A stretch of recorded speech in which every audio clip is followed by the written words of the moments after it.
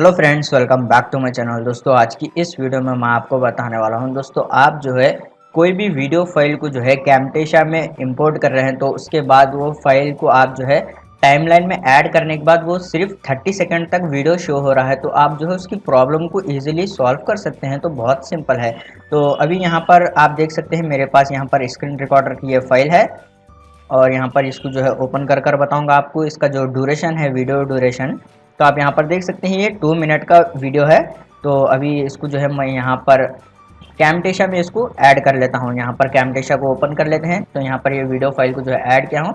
अभी इसको जो है राइट क्लिक कर कर टाइमलाइन में ऐड करते हैं। तो यहाँ पर आप देख सकते हैं ऐड टू टाइमलाइन के ऊपर आपको क्लिक करना है। उसके बाद आप यहाँ पर देख सकते हैं ये वीडियो 2 मिनट का है, लेकिन यहाँ पर आपको सिर्फ 30 सेकंड तक ये वीडियो शो हो रहा है। तो आपको जो है इसको क्या करना है, यहाँ पर राइट क्लिक करना है और यहाँ पर सेपरेट ऑडियो एंड वीडियो, इस वाले ऑप्शन पर आपको क्लिक करना है। उसके बाद आप जो है यहाँ पर से वीडियो को जो है यहाँ पर से एक्सटेंड कीजिए इस तरीके से। तो यहाँ पर आप देख सकते हैं, यहाँ पर ये 2 मिनट 10 सेकेंड का कुछ वीडियो था, यहाँ पर ये पूरी लेंथ शो हो रही है।